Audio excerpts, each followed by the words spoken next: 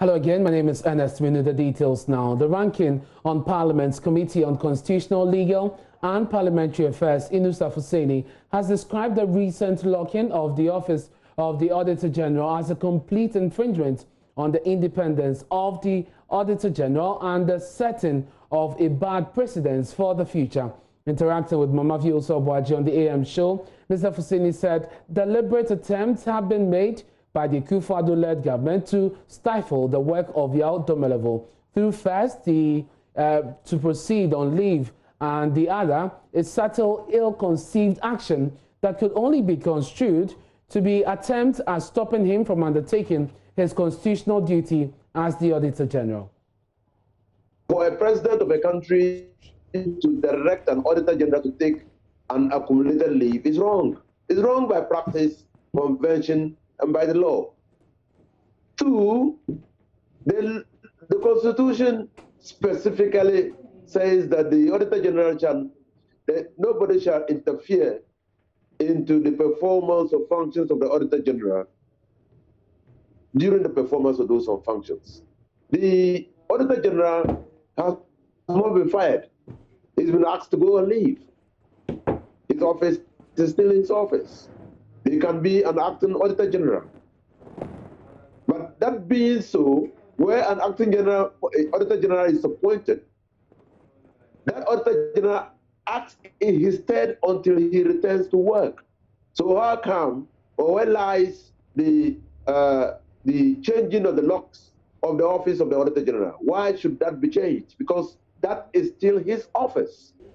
And so the Auditor General has not, when he was asked to go on leave, obeyed the president, went on leave, but challenged the decision. I have not read or come across an instance where the Auditor General has returned to office and thereby compelling his removal, forceful removal from office.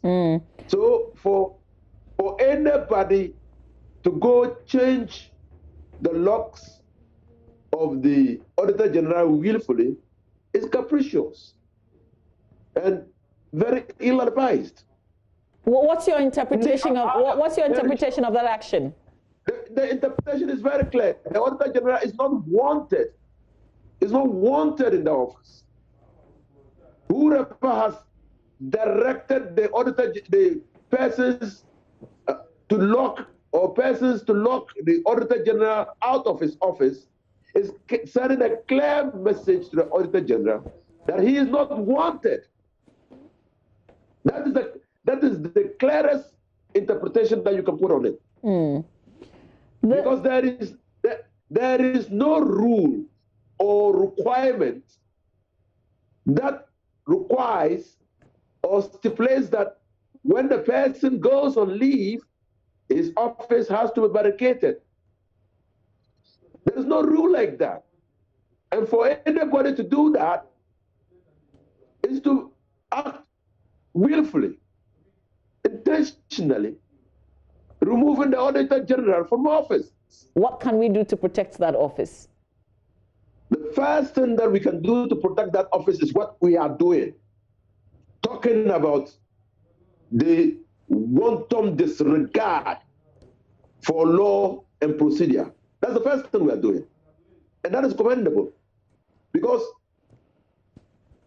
if we refuse to speak against wrongs perpetuated against public bodies, no matter how the public officer is viewed in the eyes of government, then government will become more dictatorial, more tyrannical, and more arbitrary.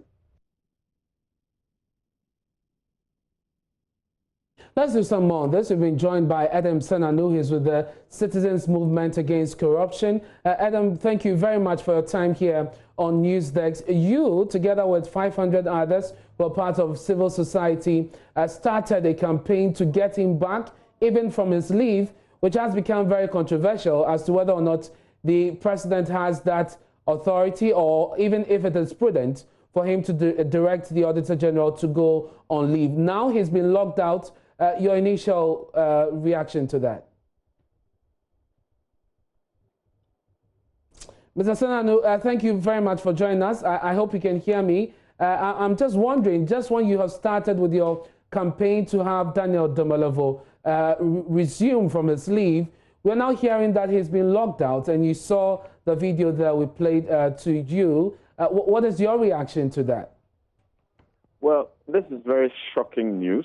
In 20 years of democratic governance, this is probably one of the lowest points that this country has experienced. The thinking behind this, we are not quite too sure. We all know that any one of us on leave is able to walk into his office, pick up staff, and especially for an office that is an independent institution of state that the Constitution has made effort to protect and to guard against this kind of interference. It's an embarrassing situation to find ourselves in as Ghanaians. This is not the kind of thing we should be focusing on in an election year. And we think that it's about time that we hear from the president himself. What exactly is going on? What are they trying to achieve? The man has not been legitimately removed from his position. On which basis would anybody go and tamper with his office door? What may they have done in that office, placed in that office? This is absolutely unacceptable. I'm wondering what your other colleagues on this move are saying, the civil society groups. You held a forum the last time you made a pronouncement. I'm not sure if you presented a petition to the president, but what should we expect from you going forward on this? Well, as you are aware, we are already exploring the legal routes. There are some of our affiliates in court. Indeed, today, I think there is a case that is supposed to be heard today. Yes. Regarding why the Auditor General should accept to even go on leave in the first place and why the presidency should write such a letter. Yes, there is a case today. But beyond that, we will continue to make sure that this issue is not left lying because it has serious consequences for our constitutional arrangements, which we should not allow to continue this way. The president is wrong. Did you petition the president the last time you spoke about this, and have you received any response from him? No, we're one of a number of groups that had written to the presidency asking the president to bring back Mr. Domelevo. We've not received a direct response to our appeal to him so far, except that other parties who had written to the president have been written to, and the response suggests that there's not going to be a callback, and we are quite disappointed with that. But it will not stop us from demanding the fact that the action itself we think is illegal, and we think that it's a dangerous precedent. We're on slippery slope here. We need to be very cautious. What do you say to those who say that he being on leave does not prevent the audit service or the very institution that he heads from undertaking any structural changes, even in his absence, and that perhaps this could be just mischief on his part? Mischief on whose part? Daniel Domelevo. I mean, let's not start spinning stories and creating fallacies. Everybody who goes on leave is entitled to walk through his space, pick up a document, read. I mean, what you're saying that sounds like a spin. I'm not quite sure what that is supposed to suggest. That he is creating trouble by passing by to pick up, if you have any letters, check his email. Come on, let's not stretch this issue to absurdity. Mr. Senanu, thank you very much for your time here on News Desk. We're following up on the case which is in court today, and Joseph Akable will bring us all the details once that case is heard and whatever transpires in court. But we're also joined via Zoom by Mensa Thompson, who is with ASEPA. Thank you very much for your time here on News Desk, Mr. Thompson. I'm sure that this has come to your attention. You are noted for taking some actions as far as these issues are concerned. Should we be expecting any from you soon? Yes, of course. I think it's important that we, members of the civil society fraternity, meet and take immediate action on this particular matter. I mean, I was very shocked yesterday when I saw the video circulating. We've reached out to the Auditor General, and I think that in the coming days, members of the CSO fraternity will meet and decide what actions. I think it's important that we take a very strong action to avert this deadly precedent that is being set. Otherwise, then we'll have ourselves to blame in future. I mean, as far as the Offices of Accountability of the state is concerned, the Office of the Auditor General sits on top. And so for the occupant of the Auditor General's office to be going through such a difficult ordeal, I think it is important that we all stay strong and stand by him in this difficult moment. It's a bit embarrassing. I mean, if you speak to members from the diplomatic community, they've raised a number of concerns about what is happening now. Unfortunately, they cannot speak up so much because last year the president tasked the diplomatic community to stop speaking openly about corruption in his government, and that if they had any issue regarding any of his appointees, they should rather bring it to him instead of talking about it publicly. So you realize that even though the diplomatic community, our development partners, international agencies are not quite happy about what is going on, they can say little about it publicly. But I think with our engagement with them privately, they've shared a number of reservations and concern about what is going on. And I think it's a bit of an international embarrassment for our country, what is going on now.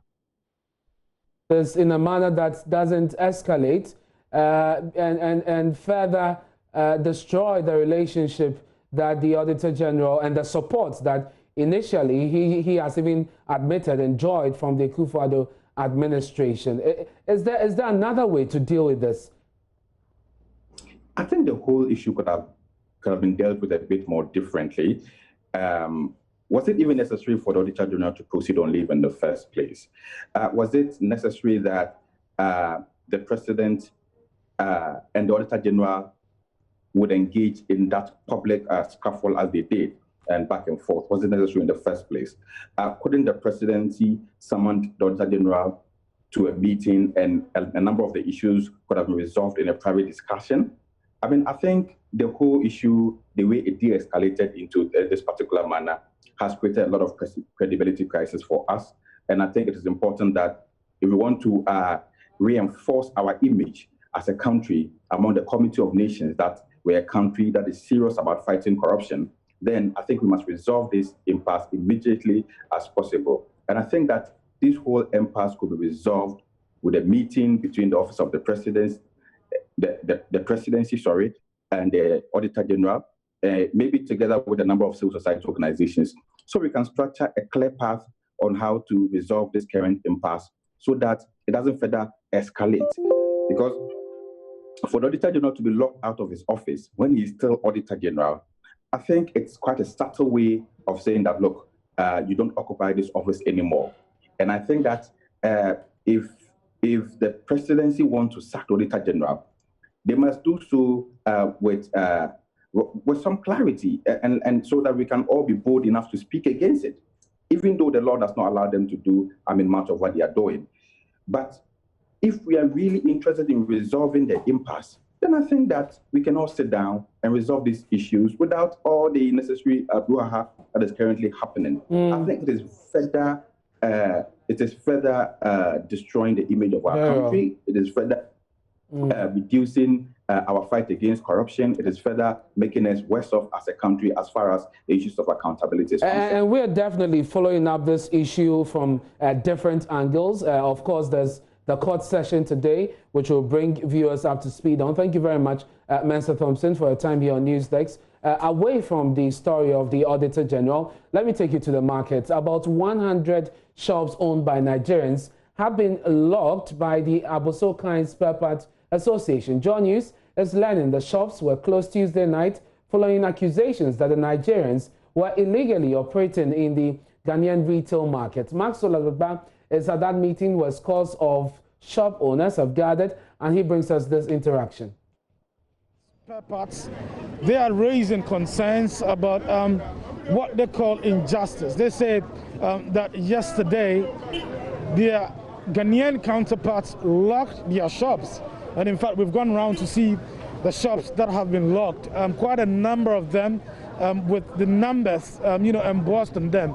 So just some minutes ago, I came from the 57th shop that was locked here at the Abossey Okai market.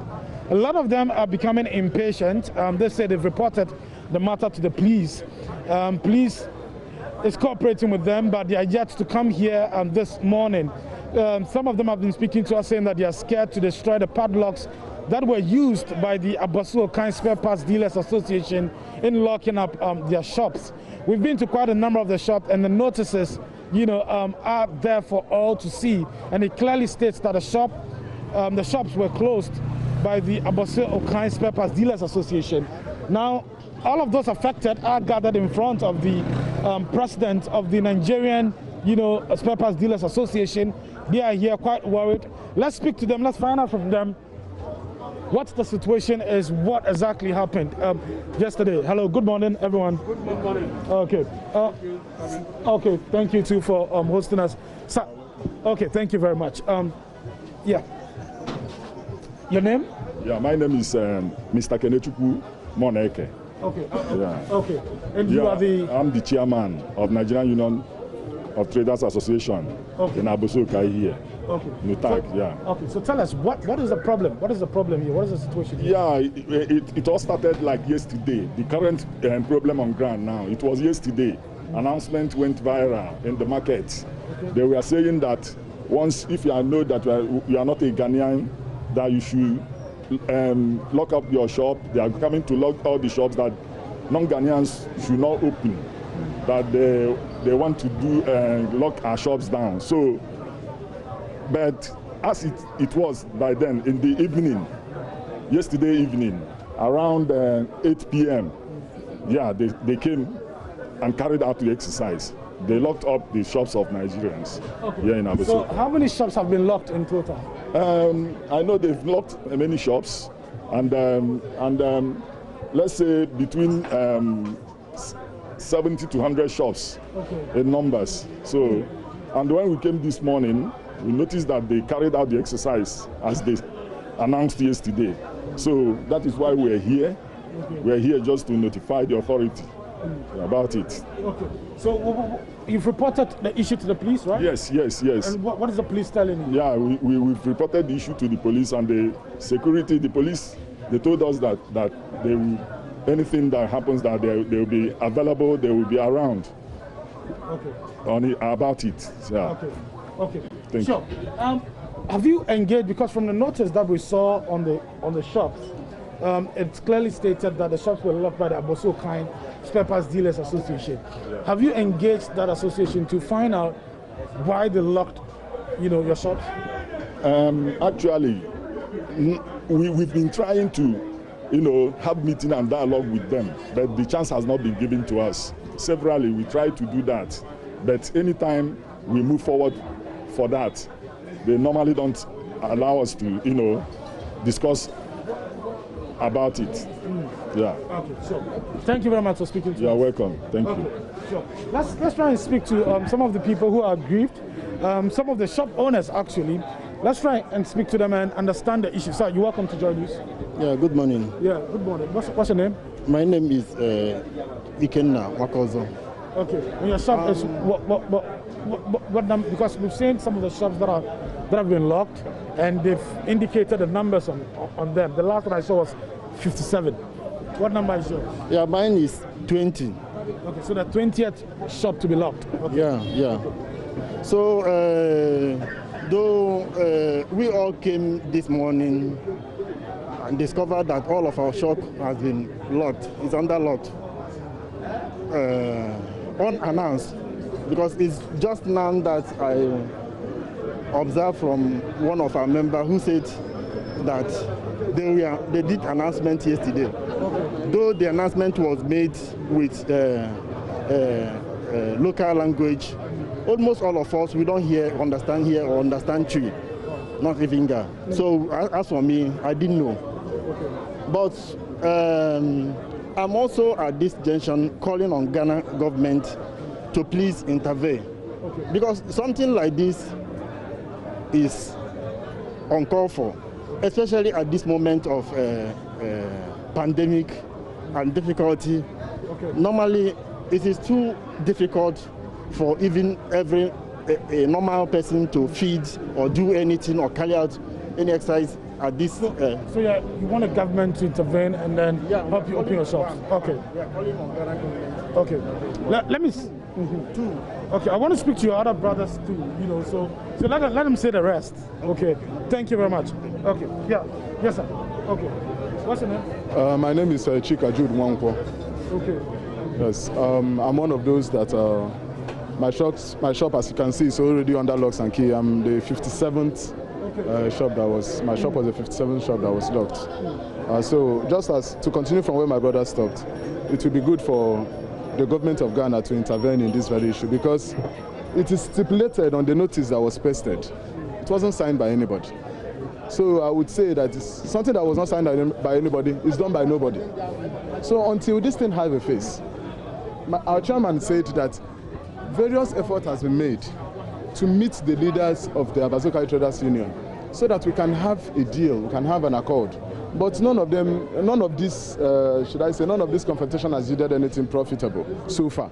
So if a meeting can be arranged, if something can be said, for no matter how this case is, there must surely be a way in which it could be looked at, and the grievances of everybody will be settled. And at least we will have a cordial environment to transact our business without any hitches or any trouble from anybody. Thank you. Thank you very much. Let me speak to you too, sir. Yeah, what's your name? Mbeze Okoye. Okay, and what's the number of the shop? 67. Okay, so your shop was a 67th shop to be closed, and they use different padlocks in locking it, right? Yeah. Okay, so. I don't have much to say, because this thing they did now is not something. What they did is not good. That's actually, because they take us unaware. I think if you wanted to do something, you will check your side and check the other person's side. These people, they are just they know only themselves. They don't care about us. Because what they did now, they lock up our shops. Now we are just coming out from the pandemic. Now they did the same thing again. So what they want us to do now, they want us to engage to robbery or any bad business. That one will be very, very bad. At least they will look at it, see that we are all brothers. Ghana and Nigeria, we are the same. But I don't see the reason why they carry out this to lock up our shops. This is the only place we can feed. You understand? Take care of our families and siblings. So these things, in fact, if I told you that I'm happy, I'm not happy. Okay. So we are pleading to the Ghana government to come to our aid. Okay. To help us, please. Okay, I'll come to you. Okay, thank you very much. I'll come to you, sir. Let me find out from you. Okay, you looks very worried. So what's your name and then what's? Yeah, my name is Chukwemeka Naja. I'm the president of Nigeria Union of Traders in Ghana. Okay, sure. So, as a president, I'm sure you've heard some of the concerns raised by the Abazokai Traders, Spare Parts Dealers Association. Many of them, you hear them and they say that Nigerians are operating illegally in the retail space. Have you heard that too? And Abazokai Dealers Association, who are there to decide who is operating illegally and who is operating legally? Are there an institution by the government to check that? Or are you coming to tell me there's no institution in Ghana to monitor what is going on or activities going on in Ghana? Listen, I think enough is enough. We are not going to take it anymore. As a national president, I'm commanding Nigerian traders to defend themselves from any body, from any gutter or any association. We are here legally. Travel or migration is not a crime. And I'm saying it from the top of my voice because there's a lot of millions of Ghanaians living in Nigeria doing businesses and nobody is challenging them. Why are they closing our shop every day? They have no right to do that. And I'm ready now to die because all die is die. I'm going to die now. Let them come and kill me. This is my shop. I have been here for over 25 years and I'm ready now to face them. Who are there? Let them come. Listen. If government of Ghana decided that Nigeria should go, there is a protocol of ECOWAS that said do not hurt any member citizens. If you want to deport him legally, honorably, let him go home and stay. We are ready to go home. We come from a country.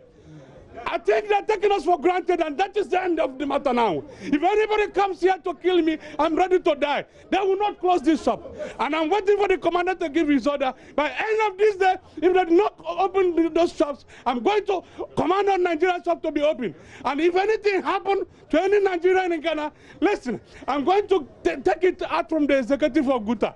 I'm going to tackle it from the executive of Soccer Association. And Mr. Boatin and Akonta will be the #1 culprit. And also get to, yes, I do my adding to him. Those people cannot do that to us here. We have been here, we have paid our taxes. Listen, do you know how much I pay to government of Ghana? My container was detained. 500,000 Ghana cedis was given to me as a bill, and I have paid it. Those goods are the warehouse. Where will I sell it? 500,000 Ghana cedis. Where will I recoup my money back? If they want us to go, they can buy my goods today. I will go tomorrow. I'm tired of staying in this country, in this kind of illegality. If government continue allowing them to continue working that way, they are putting our life in danger, and we should stop. Should stop now. Should stop now. Everybody should speak now. If not, I'm ready to die. Thank you very much. Okay, but have they explained to you why they want your shops closed? Why they explain? What explanation did they have? They import their own goods. I've told Clement to go and import goods and sell. What is the explanation? What right do they have? This is a somebody building. It's a residence. This whole area is a residential areas. Where do they want us to do our own trade? Inside our what? Let them go and listen. Let me tell you, if we go to Nigeria, there's many markets that are built by traders. They can control it. Let Abosokai or any trade union in Ghana go and buy a land, build their market, lock it, they will padlock. If they send in Nigeria there, they can sack him. Not when you went and go and rent somebody's apartment and you are doing business there, they will come and put padlock. Put padlock for what? Why are they putting that padlock? For what? But what do you make of those claims that some of that's people, not claim to make here. That some of your people are my brother, that's not claim. That's nothing. If there's anything, listen. Let me tell you something. I have been here for 25 good years, and one thing I know is that in Ghana, you have to move up your documentation. If there's anybody they find that having document, and whatever they decided, there's the last year or last 2 years, the BNI were going around, and they investigate those shops, and allow us to operate. They can call me to tell me somebody. If you have no regularize your documents, you can regularize it. Is it not much more that we will pay? Let them regularize our documents if there's anyone that you think that is not complete. Okay. Thank you very much. What's your name again, sir? Chukwuemeka Nnaji, the National President of Nigeria Union of Traders in Ghana. Okay, sure. Thank you very much. Thank you. You're welcome. Okay, so you just heard. You just heard him speaking. Listen, you cannot do things. Okay, let's listen to what's happening. Here is Africa. Here is ECOWAS. And I want you to defend yourself now. Yes. Enough is enough. Yes. Enough is enough. Yes. We are ready to die. Yes. Let them kill us, all of us. Yes. But I tell you, yes, our life matters in this country. If anything happens to any Nigerians, those executives of the trade union in Ghana will never go scot-free. Thank you very much. And so it's quite an emotional scene here. So this shop is owned by the president of the Nigerian spare parts dealers here at Abosokan Market. His shop was not locked, but the many people you see here, the many Nigerians you see here, their shops were actually locked yesterday in the evening. We're told about 70 to 100 shops were locked, and a lot of them here are growing quite impatient.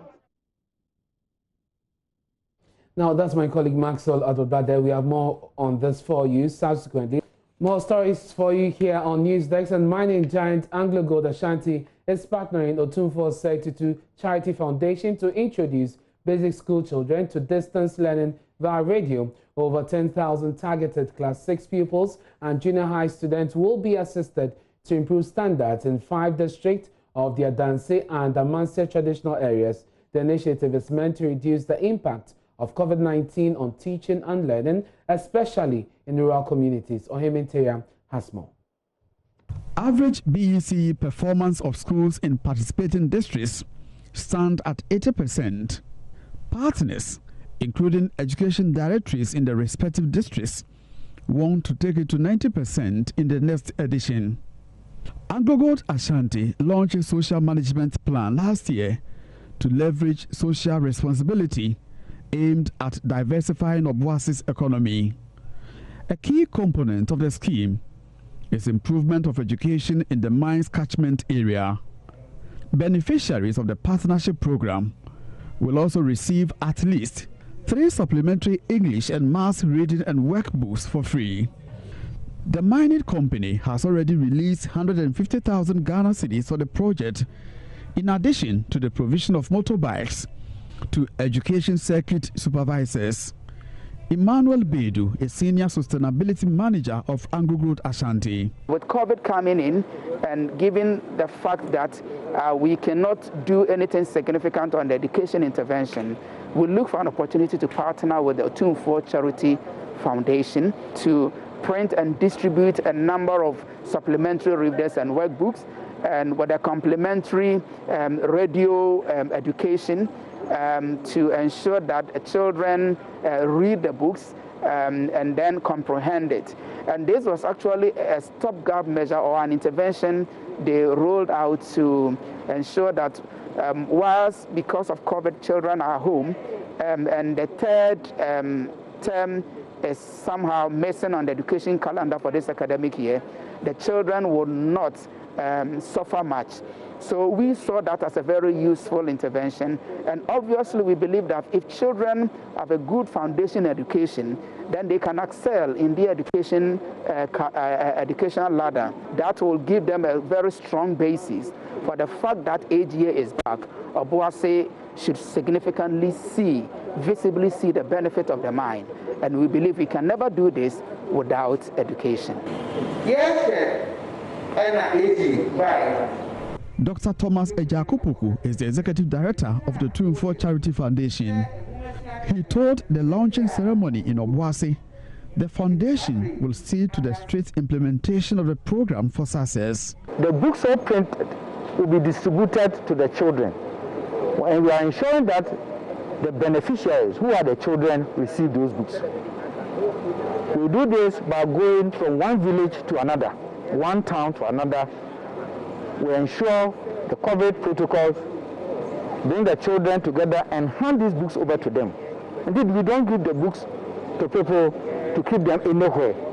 We hand them to the beneficiaries. The idea of giving the books is to ensure continuity. Because for children, as long as they stay at home, they tend to forget. And education will not wait for your aid. And therefore, we are making sure that we look for all things possible to ensure that education is continual. Meanwhile, the Obuasi Municipal Director of Education, Letitia Opin, has commended Anglo Road Ashanti for the initiative, adding it will go a long way to improve education standards. From Obuasi, for Joy News, Ohimintiwia reporting.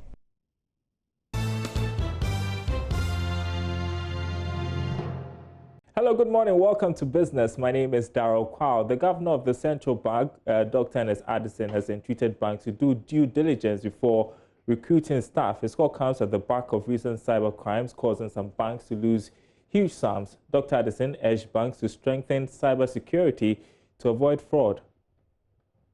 On this issue of Momo, and I think that we are asking banks to be vigilant, to strengthen their internal controls. If you look at the report that the department put out, this was a scheme which involved some of the bank's own staff. Some of the bank's own staff collaborating with fraudsters in order to use this Momo as a way of making money. And it's important that the banks carry out the due diligence in terms of this type of staff that they employ in their institutions. We are also taking the issue of cybersecurity very seriously. Bank of Ghana is implementing a financial sector SOC, Security Operations Center, which will be looking at these issues of cybersecurity for the entire financial sector. The Public Interest and Accountability Committee, PIAC, is raising concerns about the abuse of petroleum revenues by government. The committee cites instances where the funds were used to pay old debts, some even unbudgeted for. Technical manager at PIAC, Mark Ajiman, said the practice is against public financial management and also raises value for money concerns. Projects are commendable, others are not. Others are in the deplorable state. Others have started even deteriorating before even commissioning. And others still, because of the way they've scattered what we call thin spread of the money, go to a project and it's just about 50,000 Ghana cedis of oil money. That is in a project that cost about 46 million Ghana cedis. So that makes proper accounting for the petroleum revenue in that project very difficult, because when you go to the site and you don't know what the 50,000 Ghana cedis came to do. What we've also noticed through this monitoring exercise is that some projects were completed as far back as sometimes 2008, 2009, 2010. And in 2019 or 2018, they are using petroleum revenues to pay for outstanding debts. Another thing we've also noticed is that because there's lack of proper planning in executing these projects, most of the projects, especially road projects, delays and therefore brings its consequences of cost overruns. Sometimes a project is initially estimated to cost 6 million Ghana cedis. Because of delays and variations, 5 years later, you go and it has ballooned to sometimes 20 million, 30 million Ghana cedis. That is not proper use of petroleum revenues or even national resources as a whole. $3 million worth of energy projects in Ghana have been put on hold, and hundreds of job losses are expected in the coming weeks. Now, this is how hard the COVID-19 pandemic has affected the country's energy sector. Amid this troubling phenomenon, players in the sector are expected to be recognized at the 4th edition of the Ghana Energy Awards. Dr. Kwame Ampofo is chairman of the board of the Ghana Energy Awards. The sector has not been spared from the impacts of the pandemic. And now we note that even oil prices have collapsed and reached a very low level. In Ghana, reports have indicated that the sector has been hit as companies have had to shut down because several workers had tested positive for the virus. The Petroleum Commission forecast that there would be several job losses in the petroleum upstream sector due to the impact of the coronavirus pandemic. Tullow Ghana, Eke Energy, Halliburton, and Schlumberger are all reported to have reduced their workforce, and more are yet to be sent home.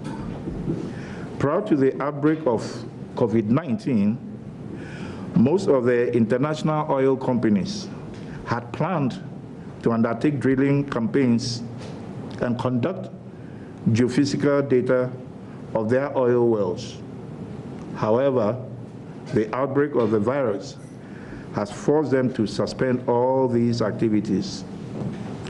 These and other projects worth over $324 million would have injected life into Ghana's economy. Ghana Energy Awards is expected to take place on September 30 under the theme Excelling in Crisis, the Energy Sector in the COVID-19 Era. That's it for business. The news continues after this break.